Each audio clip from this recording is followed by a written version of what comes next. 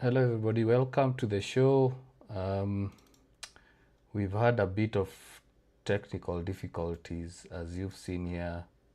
I'm trying to see whether KC Reacts has come on. I'll just leave this one here for now. Load the main screen as I wait for him to join the call or to join the show. Yeah, it's an amazing day. Our first time we are going live on a Wednesday. And yesterday I couldn't go live simply because of Kenya Power. Yesterday it rained crazy rainfall, crazy downfall. Rainfall was mad yesterday night. So power issues here and there, internet issues here and there. So I couldn't go live. But we are live today. And as I promised, I'll try as much as possible to be going live every day. This weekend I might be traveling. I'll see whether I can go live on my laptop, although having this setup on the laptop might be difficult, but I'll try my best. I promise I try my best. So yeah, I'm still waiting for KC Reacts to join. It's our first show. So it's the Midweek Debate episode 1. And as you've seen there, our first topic of the day was we were going to discuss about Elliot to United. But before he comes on, let me just hide that.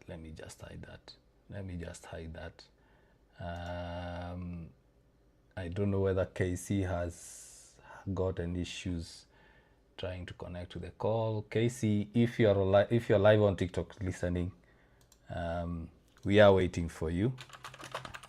Let me just DM him.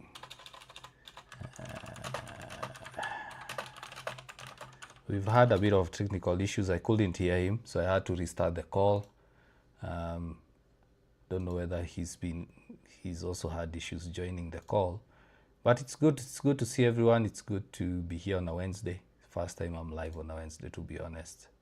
That is after the busy. Yeah, KC is on. KC Reacts is on. Let's see. Hey, KC. Yeah, hello. How are Can you you hear doing, me man? now? Yeah, I can hear you. I'm fine. I'm good. Everything is working well. Okay. I was just introducing the show, and I like your set, man. I like your set. Okay. It's better than mine. So I just have this chef here, just try to put Bruno Giggs, Uh-huh. uh, the Manchester flag, and football. It's slowly, Yeah, yeah. Yeah, very soon we'll be like Godric and Uh, United View. awesome. I'm seeing that your video is lagging. I don't know why, but anyway, let's hope it won't be that as we go along. So yeah, I was just introducing the show. We are live. Guys are still joining. It's not usual Okay.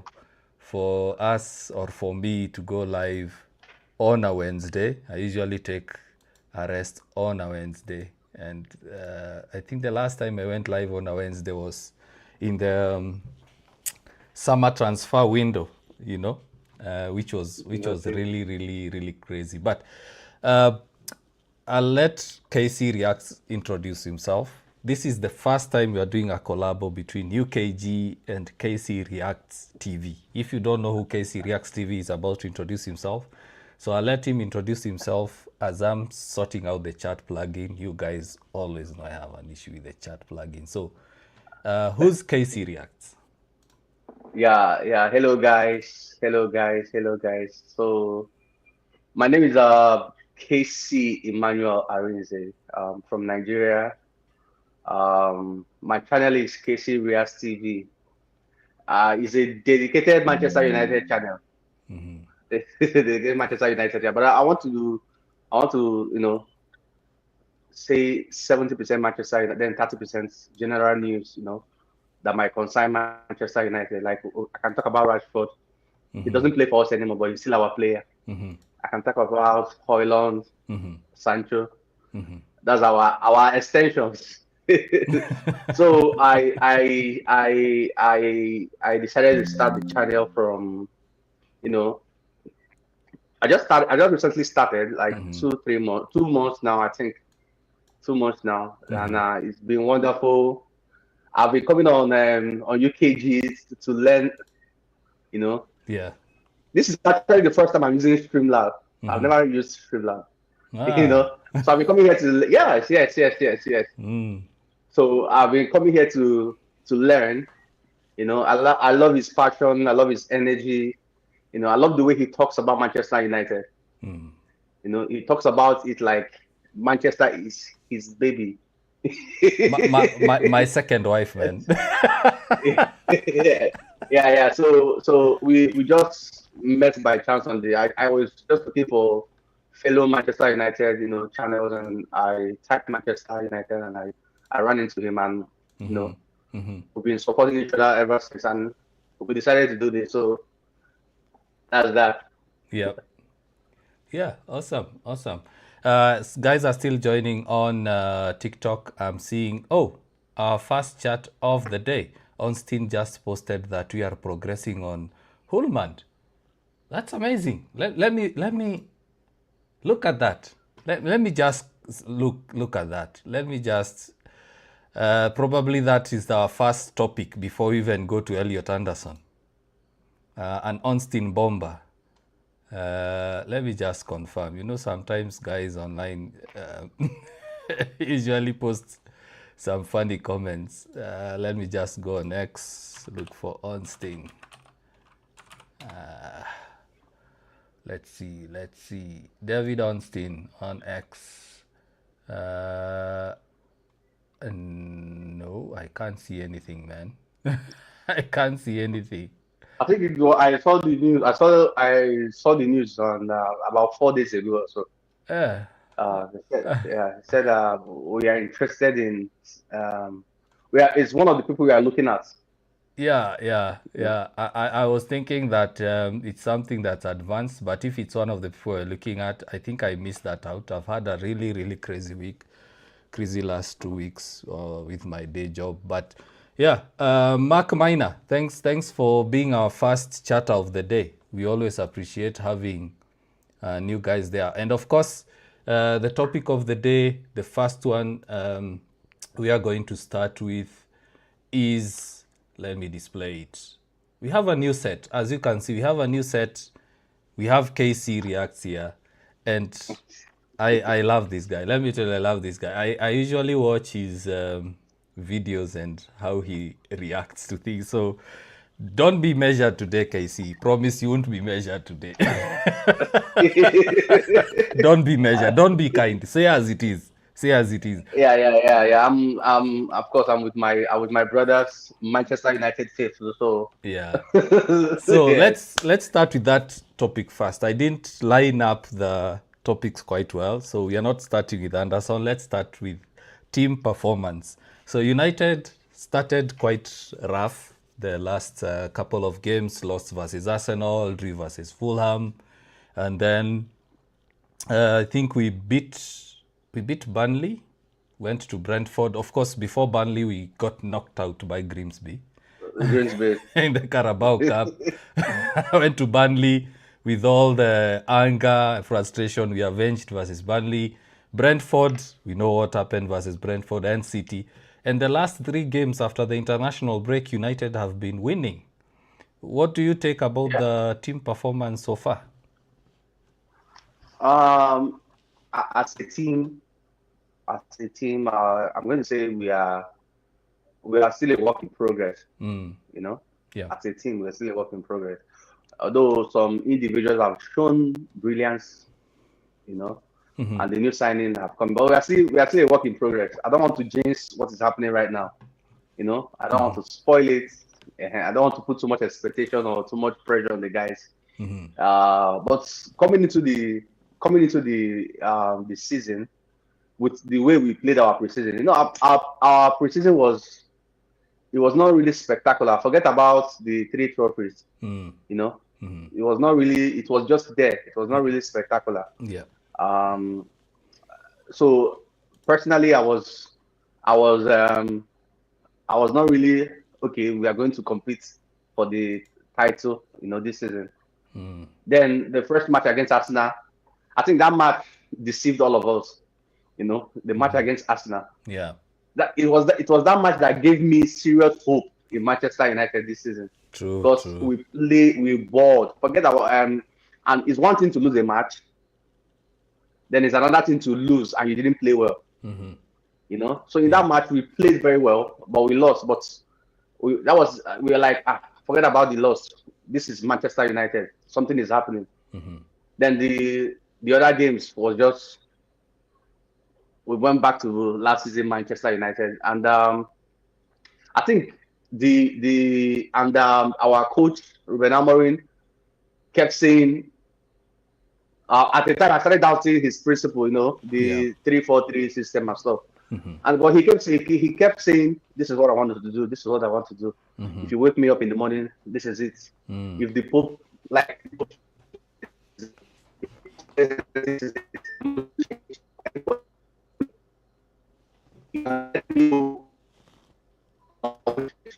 We've lost you there a bit, Casey. We've lost you there a bit. I don't know what's going on with your network, but you've frozen.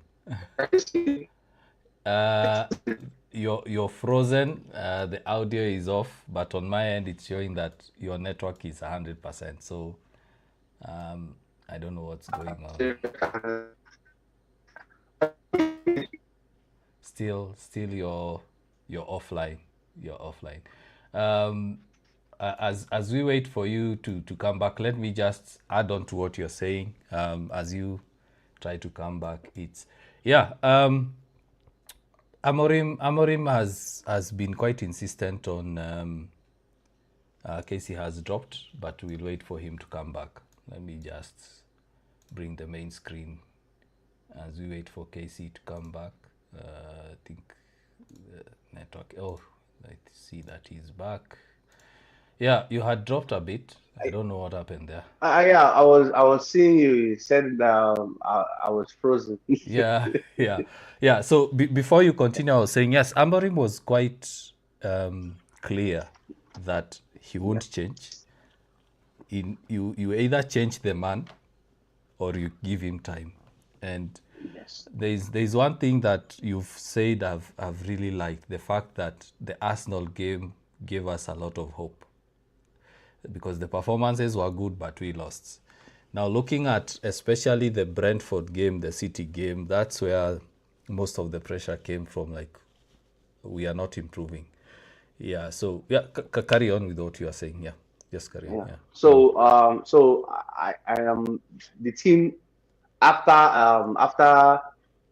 I think even the Grimsby game, you understand, even the Grimsby game, I think now I am happy that we actually lost that match, because we needed to know how bad we are.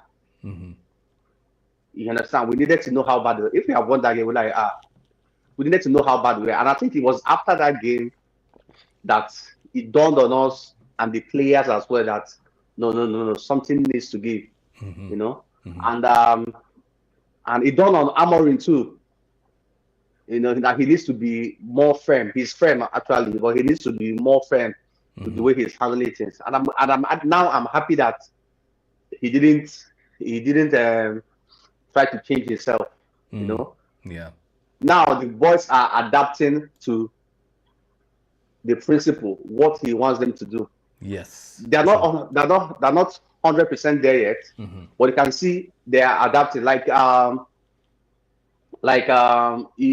The match against our last match against Brighton, Now when we are without the ball, you can see there's another shape of a 4-4-2, a 4-3-3, Then without the ball, we go back to our normal. That is improvement. The team are beginning to understand each other.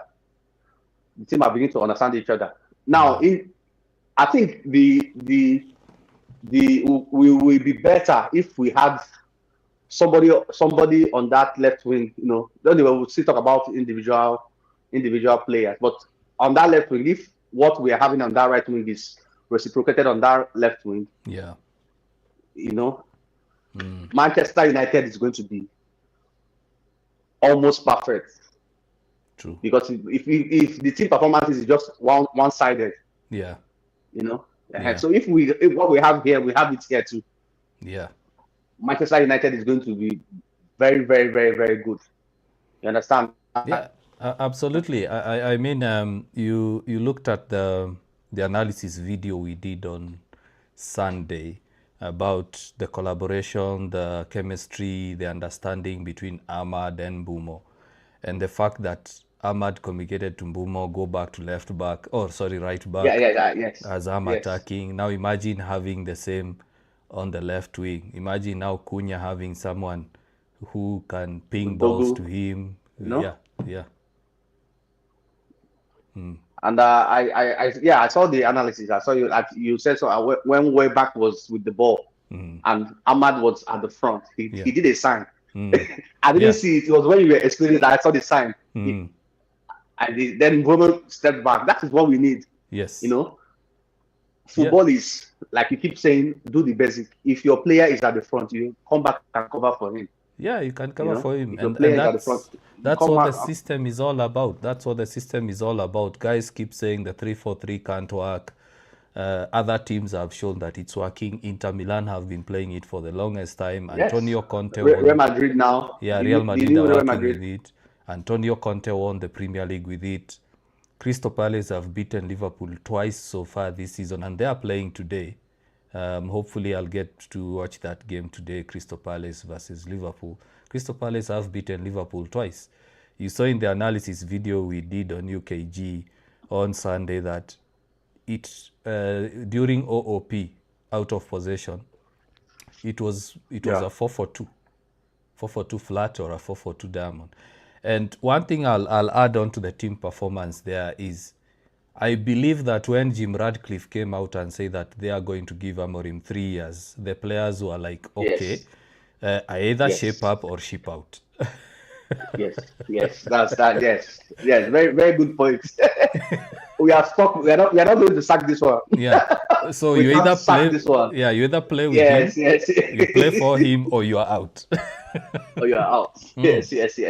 And all of a sudden, the players are running, the players are scoring. You know, one thing that frustrated me the most, Casey, is we know we have a very good squad. On paper, we have one of the best squads, not only in England, but in Europe, if not the world. We have one. You look at Šeško, Mbeumo, Cunha, any team right now, whether it's Arsenal, whether it's City, whether it's Liverpool, whether it's Tottenham, Chelsea, they would want that front three because Cunha scored 15 Premier League goals, Mbeumo scored 20 Premier League goals, Šeško is a young forward who scored 14 goals last season, and that's a young forward line there because Cunha is 25, Mbeumo is 26, Šeško is 22 or 23.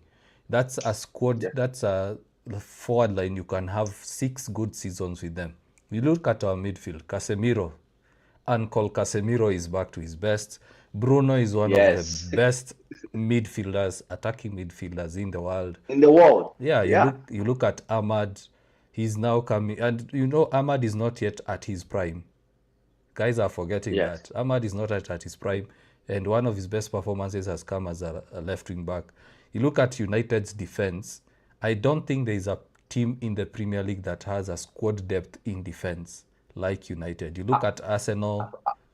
Apart from Arsenal. Yeah. Maybe Arsenal. No, I mean in terms of the depth. Because Arsenal, if Saliba gets injured or the other one gets injured, sorry, once again, I keep forgetting them. Mosquera. Yeah. They have Mosquera. Yeah. So you look at United, for example, we are going to discuss about Amad and Mbeumo missing due to AFCON. We are really worried about Amad and Mbeumo. We are not worried about Mazraoui because we have options. Yes. Yeah, we have options. Yes. Yeah. we have options. We have options. So for me, I would say saying that United will win the league is a long shot. It's not being realistic. No. It can happen in some way or another, in another universe, or if the footballing gods allow it, it can happen because we've only played 9 games. But it's a long shot. It's minimal chances. But now coming to the next topic here, you've mentioned about having our left side similar to what we have on our right side, but we have a huge problem in midfield. The good thing is Amorim has seen or has come up with a way to sort it out by having Cunha drop into midfield. Sometimes he has Amad and Mbeumo dropping in to be able to cover that space. But one of the players that has been on the news all week, of course we are Wednesday, so it's all week, it's Elliot Anderson, and there is a figure of 100 million to 120 million pounds. Do you think Ineos will spend that money? We could have gotten him for 40 this season. I don't know, I saw the news. I was like, they should take, and we don't want Anderson again. You know, 100 million is too much, and I don't blame them. It's business. Yeah. Now I'm hearing that Liverpool also wants to sign him. Remember what I said in one of the shows? Okay, I keep saying it in the shows about the transfer market.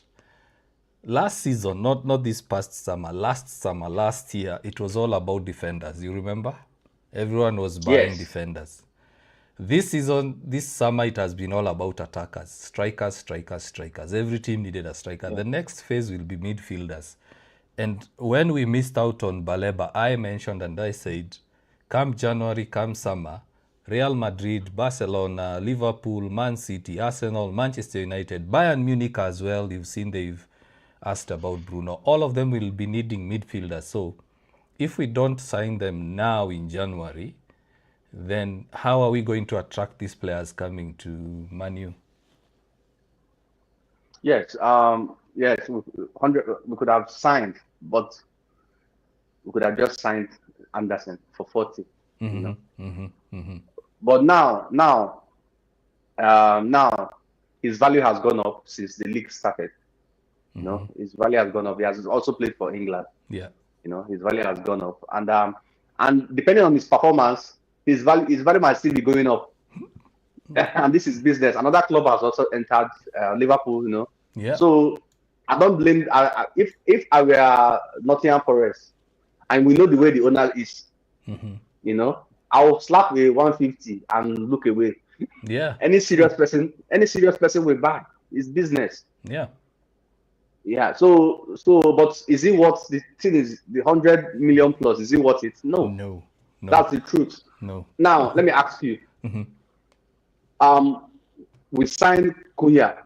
Now, when we wanted to sign Cunha, at least there is something spectacular Cunha can do. Yeah. He can move with the ball. He can shoot from outside. Yeah. When we wanted to sign Sesko, you can say he didn't score a lot of goals, but you know he's very good in the air. Yeah. I always say this as a footballer: make sure that it's something that Maguire cannot. You can say Maguire cannot defend it. He's very good in the air. Make sure that there's something that you know how to do that will be your selling point. Mbeumo knows how to score goal and he's fast. Yeah. You know, what can Anderson do?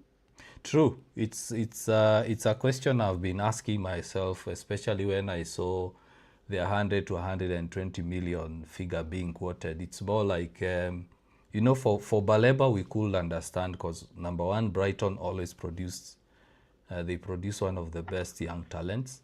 The other thing is, I knew Anderson would be expensive because merely he's from the UK. And you know how players from the UK are hyped up, how the players from the UK are sold. Because let's be honest, even Declan Rice, he was not worth 100 million. Yes.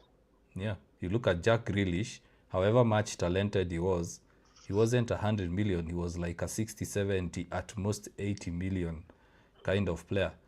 For me, I know I'll get a lot of stick for saying this, but I wouldn't go for Anderson at that fee. There are other good midfielders out there. You look at Agume. Agume is a good midfielder. Yeah. Wharton is cheaper than Elliot Anderson. Yeah. And he's English. Yeah. Yes. I think the best part of Anderson game is that, like you said something about Cunha dropping in to receive the ball and move with the ball. I think the best part of Anderson game is that he knows how to find.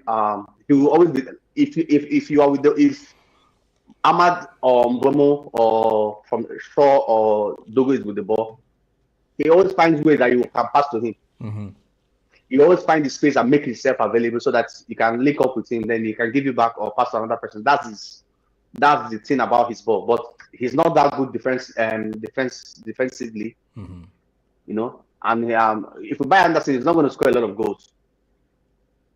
You understand? So if it were like 50, 60, I would have said, let's get him. But and with that price tag of 100, no, we should look at other options. Yeah. You look at the likes of Angelo Stiller, Adam Wharton. These are players who both defend, they can control the pace of the game, Yes. and they can be able to find a pass, as you said, can be able to create chances. Elliot Anderson, one thing I know he's good at breaking play. That much I can give credit for. Yes, of course, I'm contradicting myself. I didn't mention that. Looking at him, I don't see anything worth 100 million. But one of the things he does well you have to think. yeah, I have to think. Remember? You know, like Bruno. If Bruno, you say is 100 million, you're like, yeah, he's absolutely worth 100 million. You look at Mbeumo right now. If any team wants Mbeumo right now, United can easily say 150, and guys will be like, yeah, he's worth 150. Yes. But now you look at Elliot Anderson. It's the same with Baleba. Guys are seeing he's out of form and are saying, will I pay 100 million for that? So the first thing we need to understand is the fact that he's English, add some 30 million. So if we start at zero, let's just start at zero.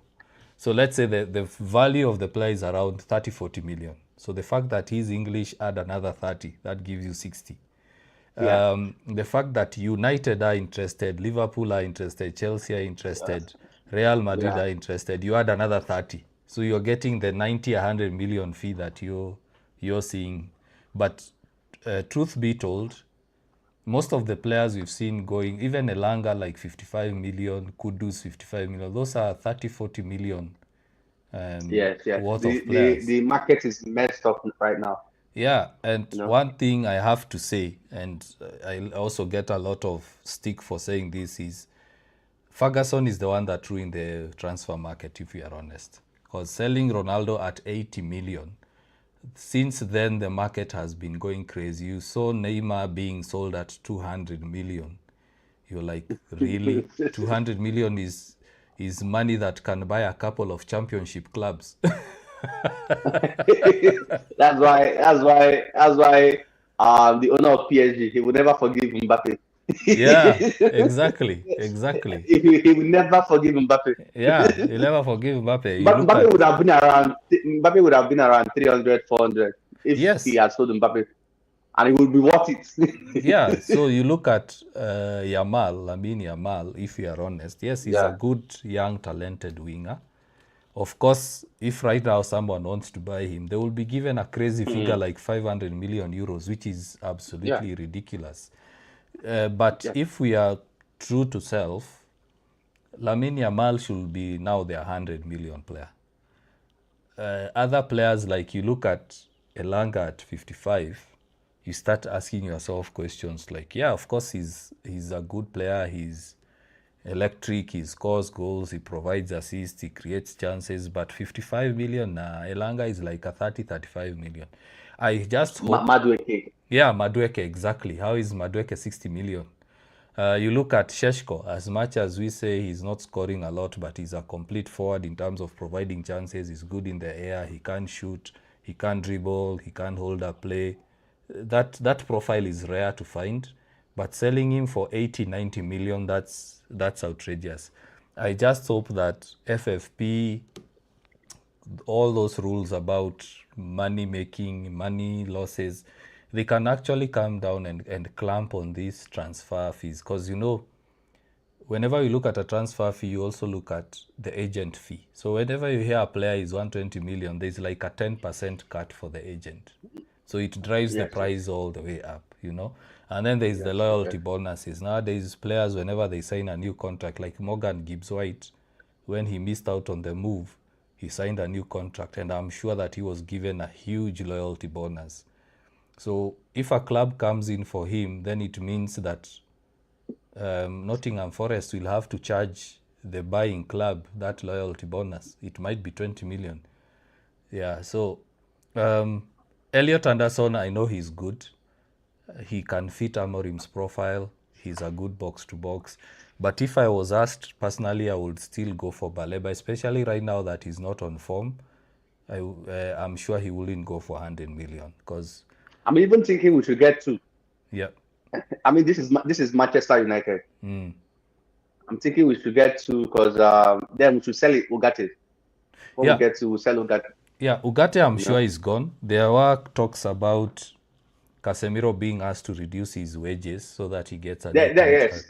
People are saying he should leave. I mean, we need look at what is happening to Chelsea. They are defenders. I was talking to a Chelsea fan today. I told him that, do you know that if Silva was at Chelsea, that defense will not be that messed up.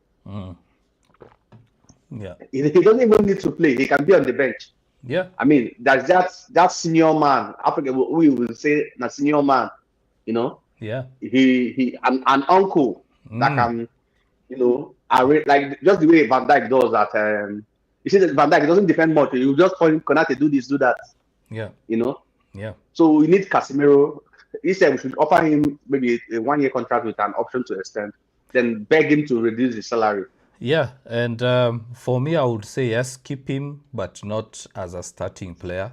For us to get the next level, for us, as much as we love Bruno, as much as Bruno is a good player, he's an intelligent player, for us to get the next level where now we are serious title challengers, we need to start getting rid of those old guards. Like Bruno will be 32 very soon. Casemiro is aging. Maguire is aging. So I don't want us to get in a situation where we are like Liverpool, where Van Dijk is 34. You look at the bench, you're like, okay, who's going to replace him? The money that Liverpool spent, in my opinion, was not wise spending.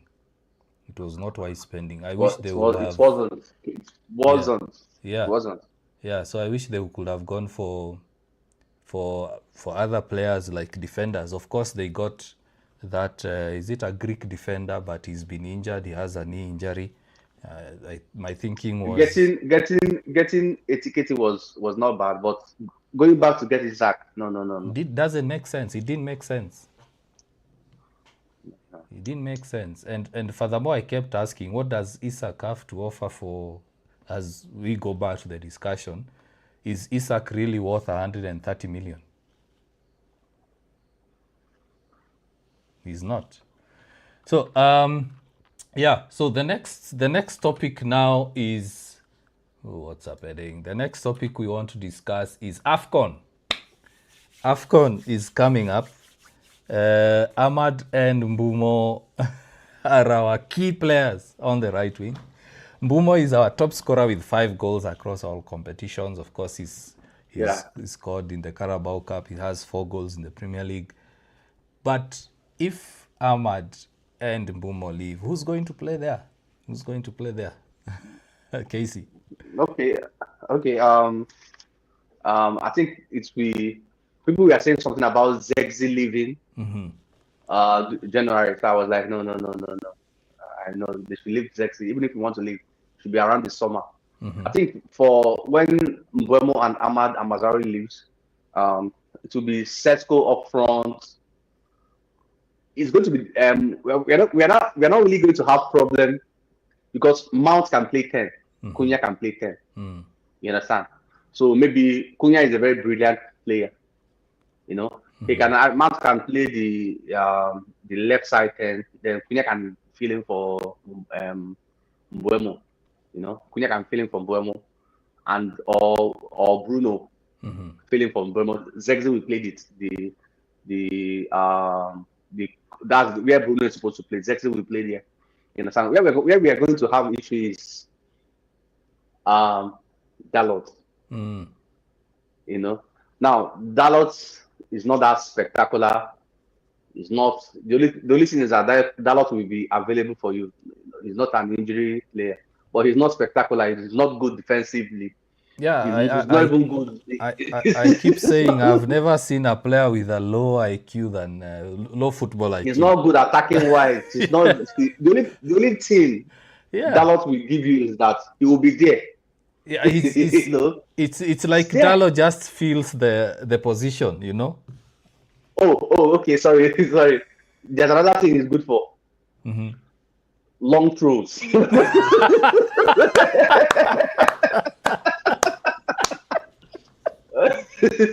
That's a good You one. know?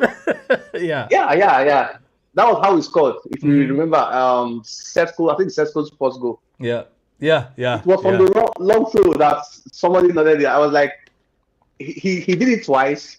It was in the second one that we scored. That the coach had to make a substitution and brought in a defender. Yeah. Because the throws, I was like, Amorim has finally discovered the usefulness of that lotto. Since he can't defend, come and be throwing ball for us. Yeah. You know. Yeah. So that was on the lighter side. So but we'll manage. We don't have a choice. We'll manage him there. You know.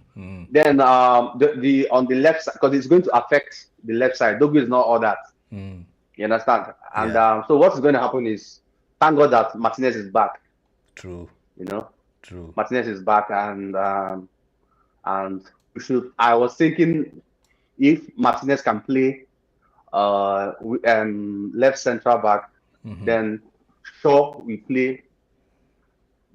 We'll try Shaw at that left wing back, but the problem is that Shaw might not have the strength and the energy to go and come. You know. Yeah, sure. But he's intelligent. He's intelligent. Very intelligent. Yes. You understand? But I think then we'll now start hoping for African. Of course, Nigeria is going to play, so it's not concerning me. So we're not start hoping that Onana will bring back. Onana will do Onana things, and Amad and Mbeumo will leave early from AFCON. Luke Shaw, whenever there is a World Cup here, he becomes invincible. Luke Shaw is someone who's invincible. And before we continue, I'm seeing a lot of guys online. Please make sure you also get involved in the chat section. Ask any questions, make your opinions. We are going to highlight them. Before I continue about Luke Shaw, Nita Banks, you lost to Casey, who's live. Oh, he's here. You lost to Casey on the likes on TikTok on Sunday, and Nita Banks is really active. He's given she's given us a lot of likes. Right now she's on 508. Papa, I'm seeing you live. Devi, I'm seeing you live, and we also have Ken Gaspar who has joined, and everyone who has joined on YouTube. Also, if you can't hear any of us, please also let me know. Don't just drop out of the the live and not let us know whether our audio is okay, because last time we had an issue with audio. And guess what, Casey, you know that video, the analysis video I did on Sunday, it was pulled down. It was pulled down by YouTube and Facebook because of copyrights. Yeah, you said it that because of the audio. Yeah, I don't know now. Yes, actually, my audio was working, but whenever Papa is saying we are audible. Thanks for that. So whenever I was showing the clip on YouTube and Facebook, they were muting the audio, and then when the live ended, it usually does some processing. Then I got an email that the video has been blocked because of Premier League rights and all that. That's why I'm always scared about sharing videos. And of course, you remember 2-3 weeks ago, our account was blocked because of a similar issue. So right now I'm scared. So I think what I'll be doing is, instead of showing the video, I'll just be showing photos and marking on the photos. That's what I try to do. Photos, then maybe you can make the photo to move. Yes. So let's say I have like a GIF or something. Yeah, so I was saying about Luke Shaw. One thing I dislike about Luke Shaw is he always stands up whenever it's a World Cup year or a Euro year. He's always fit. Luke Shaw has played 9 games. And he hasn't been injured in all 9 games.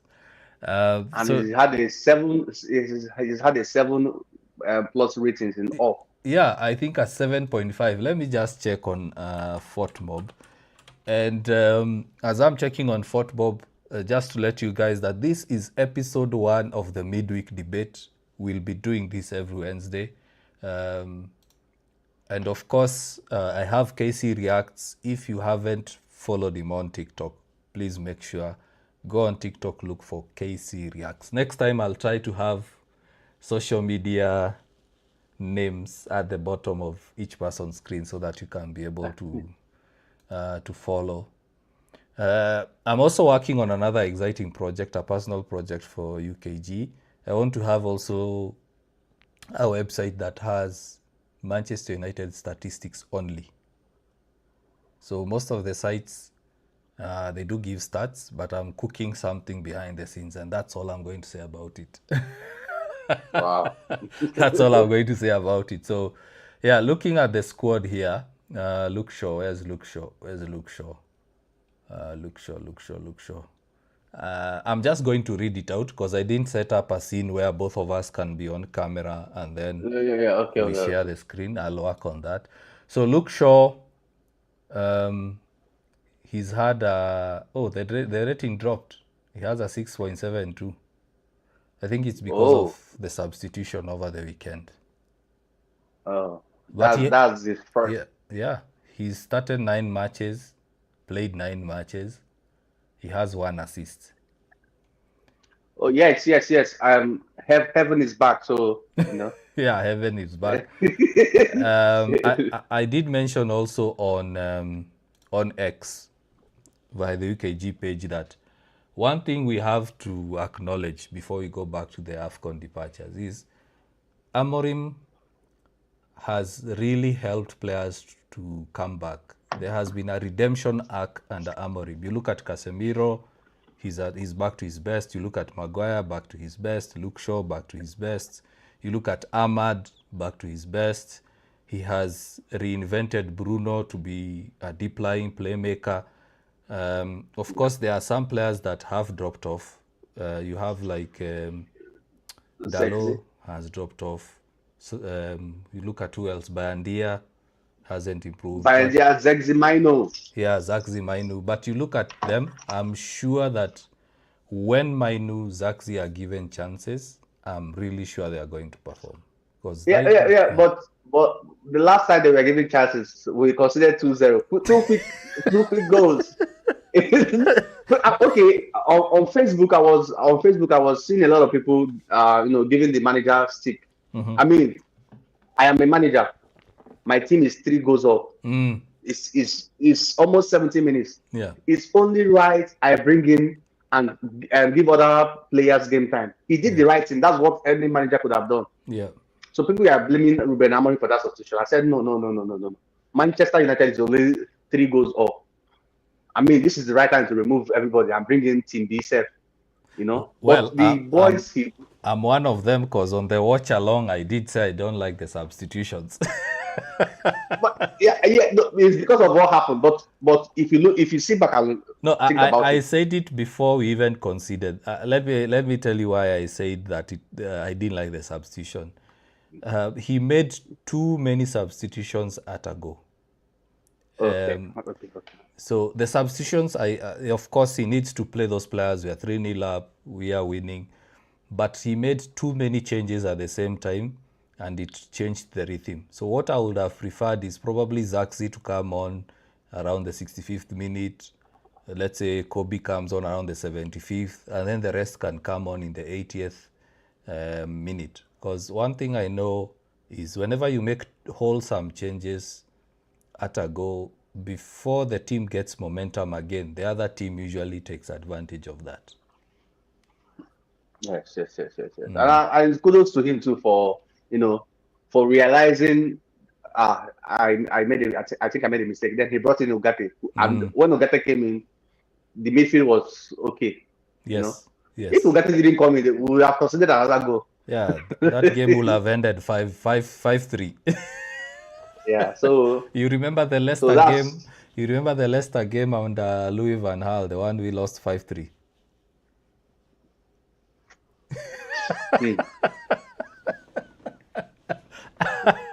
So now back to AFCON. Amad, of course, we know who the goalkeeper is. They have a good goalkeeper, but Mbeumo, Do you think he'll be back earlier than Amad? Because we know who the goalkeeper of Cameroon. Anyways,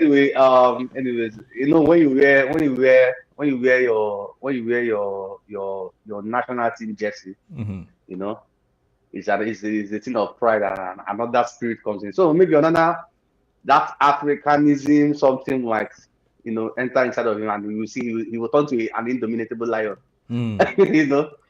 So I mean, it's AFCON, and it's one of the biggest to us. It's one of the biggest tournament there is. Everybody wants to win AFCON, so nobody knows.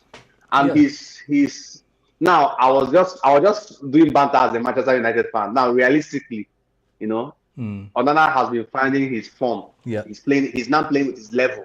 He's playing with his level in Turkey, and he's finding his form. So, I don't think. And Cameroon has good players apart from Onana. They have good players. They always have good players. So I don't think I want them to be back because of Manchester United, but I don't think Onana will have a good tournament. Come on, man! You're a Nigerian fan. You should be saying all of them to be bundled out. You should be saying Nigeria to be in the semis and Mbeumo and Amad to be back. I know some of our viewers are from Cameroon. I don't want them to. I'm sure they are going to come here and give us some stick. But anyway, it's allowed. It's allowed. I told you I'm Kenyan. I try to follow Kenyan football as much as I can. The reason as to why I don't really follow a lot of national team football or Kenyan football, it's because of the disappointment. I've been disappointed too many times. The other day we had Chan in the country, the boys performed well, and then all of a sudden they dropped off. Of course, there are issues with politics in football. In the country, sports is not taken as seriously as it should. It's happening everywhere. Yeah, happening everywhere. And you mentioned that AFCON is big to me, and I'm sure, of course, our fans in the UK who watch this stream will disagree with me. But to me, I think AFCON should be bigger than even Euros, should be bigger than any other competition. Because I mean, Africa. You look at the talent that comes out of African countries. You look at the countries that compete. AFCON should be a very, very big tournament compared to even Euros. Yes. It's Africa, Champions League, World Cup, Champions League, Euros, AFCON. It should be bigger than the South American Copa. I watched that South America. It looks like Children's League. Yes. The one Messi, South America or so. Yeah. Small stadium, but AFCON is beautiful. Yeah. Just that probably lack of proper planning and corruption. Because let me just say this here: if you go to FIFA stage right now, so if you see on Twitter and Instagram, if you check out their profile picture, they put a stadium there. That stadium is a stadium in Nigeria. Just go and look at the FIFA gave each federation $1.2 million to build a stadium. Look at the rubbish that Nigeria did. The NFF people did. They ate all the money and put a football just I wish I could Google this so that you see the rubbish that they put out. And people, Nigerians started speaking about it, say, what is this embezzlement?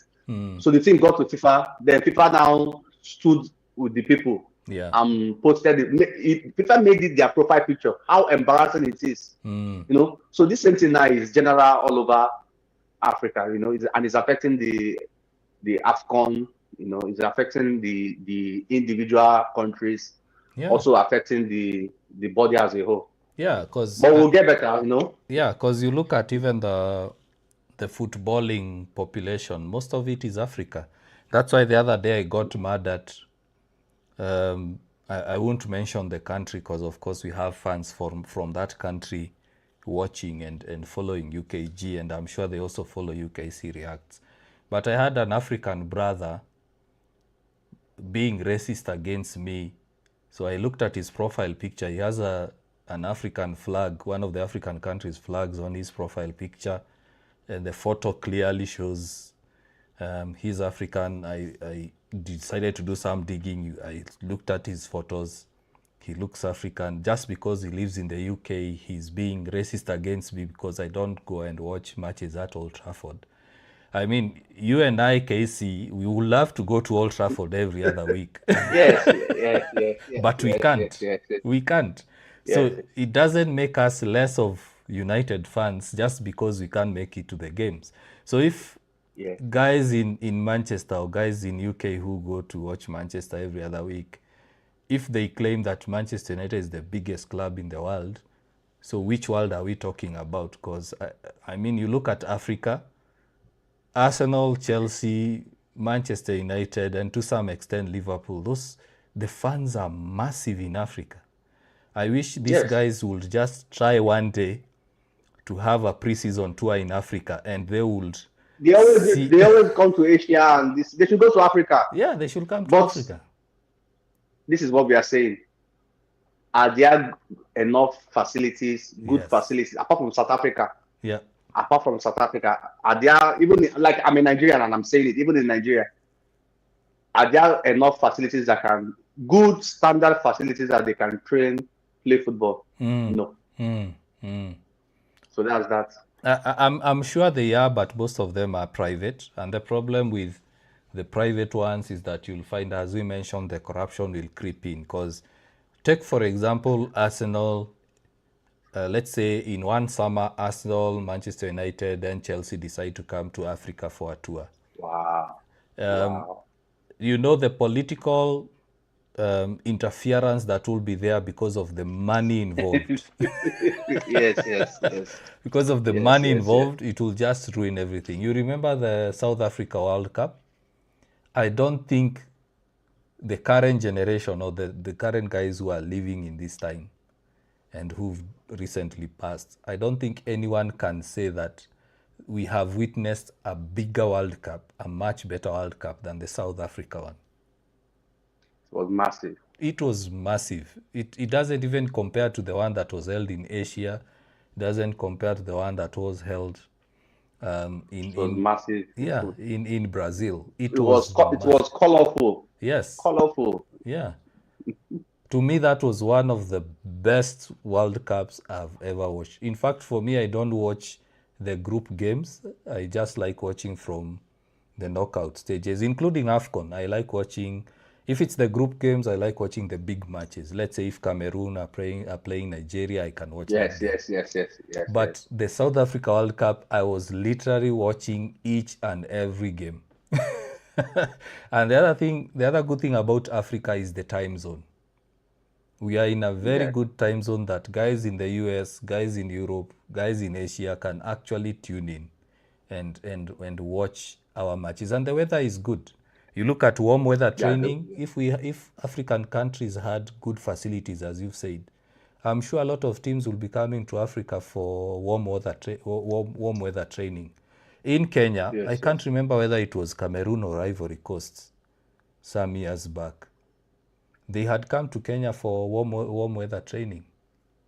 Warm weather training. Because you look at Africa, we have the sun all year round. Other than, of course, the likes of South Africa, you look at all other African countries, we have the sun all year round. Yeah. Casey, you look like you've frozen. No, I'm here. Okay, yeah. So the last few minutes of the show before we end it, let me ask you a question that I saw somewhere online. Let me just try to bring it back. It's to do with the upcoming fixtures.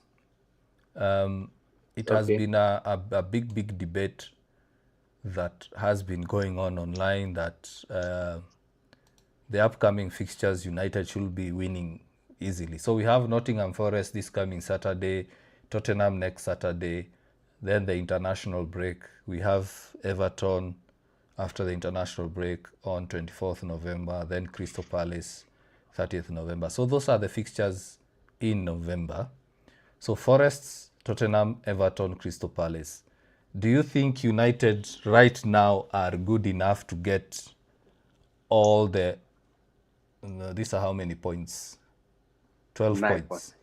Sorry, 3. Okay, yeah, no, then No. 12 points. No, these are not 12. 1, 2, 3, 4 times 3. Yeah, 12 points. Yeah. Do you think United are good enough at the moment based on the recent form? Are United good enough to get the 3 points? The 12 points, sorry. Nottingham Forest, I would have Nottingham Forest. Now the thing with Manchester United is that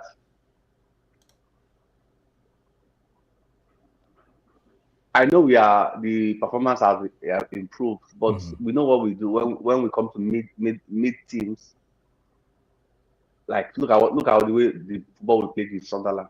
You know, so we always have it difficult with mid teams. So we are still looking at Manchester United, but and Nottingham Forest changed their He has dropped off. Oh no, Casey has dropped off. But anyway, let's wait for him to come back. Let me just bring back the main scene as I'm waiting for him to rejoin. Yeah, so United are playing, and he's back. He's back. You had dropped a bit there. Casey, I think he's frozen or something. Hello, Casey?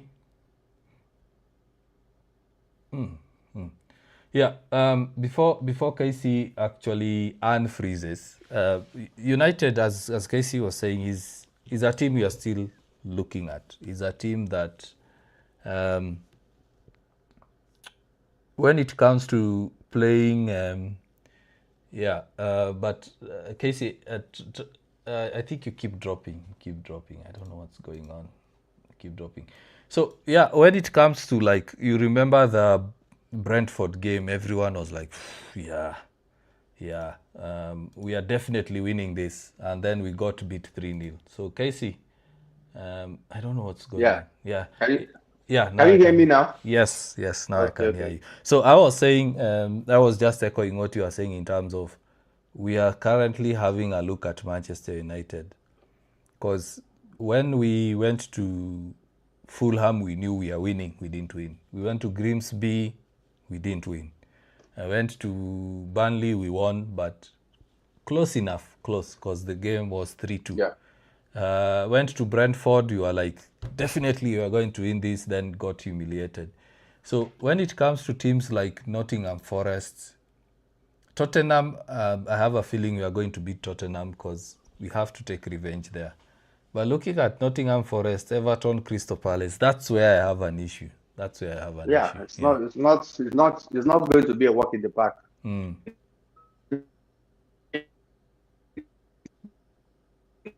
Oh, you've dropped again. Casey. I don't know what's going on. What is going on? I don't know what's going on with Casey. He keeps dropping. But as we wait for Casey to come back, please also get involved in the chat. The last few minutes of the show, I don't know what's going on with Casey's link. Probably we'll try to have I'll try another platform next Friday. Who knows? So yeah, get involved in the chat. Let us know, what do you think about those three games, or those 4 games in November. Casey, you're still frozen. Wow. You're still frozen, so try to come back onto the call. Let's hear your final thoughts before we end the show. We have around 1 or 2 minutes to go. I just want to get your predictions about those games. Yeah, now you're back. Oh, okay. Okay, so I said Nottingham Forest new coach, so they are going to come with I don't know why, because they want to play Manchester United, they changed their coach. They could have left Angie there, you know. So, but I know we are going to win. We are going to win. Maybe, but it's not going to be like a free scoring game. Probably 1-0 or 2-0. Yeah. You know, we are going to win. Tottenham, we are going to revenge. If not for anything, we are going to revenge for Tottenham. But Crystal Palace is going to be dicey. Crystal Palace is going to be dicey. Everton, we will beat Everton. Exactly. So I'm just scared of, not scared. Yeah, I should be scared. It's of Crystal Palace. That's all. Maybe a draw. You know. Yeah. A draw will be good. But it's in the 12th game, in the 4 games, if you can get 9 points, it's not bad. Yeah. You know? Yeah. You can get 9 points or 10 points. Yeah, if we can get minimum 9 points, let's say we get the odd defeat in November, I'd take that anytime, any day. Because my worry is actually between the Everton and the Crystal Palace game. Tottenham, I'm sure United are going to play with authority, because of course they beat us 4 times last season. I don't think United will accept a 5th defeat in a row. The Nottingham Forest game, it will be wild, because we know Sean Dyche likes playing direct. It will be, of course, difficult dealing with him. So we just need to make sure that when the game is starting, at least we have a goal or two, like we did versus Liverpool, we did versus Chelsea. We also did versus Brighton. If we can get a goal in the first 20 or so minutes, then that will say that United might be able to win or will dominate that game. So anyway, our time is done. Casey, thanks a lot for being in our first episode. We'll be doing this every Wednesday.